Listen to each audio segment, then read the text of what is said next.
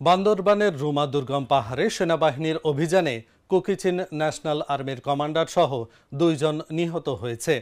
বৃহস্পতিবার ভোরে পাইন্দু ইউনিয়নের পলিপ্রাংশা ও মুয়ালপি পাড়া মাঝামাঝি 16 কিলোমিটার দূরে তাইদাং আগাঝিরি এলাকায় তাইতং পাহাড়ের ওপর এই ঘটনা হয়।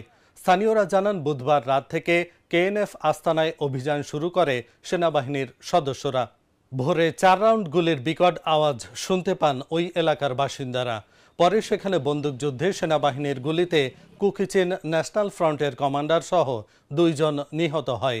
তাদের আস্তানা থেকে উদ্ধার করা হয় 3টি এসএমজি, 1টি রাইফেল, অস্ত্র ও গোলাবারুদ সহ প্রয়োজনীয় সরঞ্জাম। কেএনএফ আস্তানায় এখনও অভিযান চলমান রয়েছে বলে জানিয়েছে আইএসপিআর।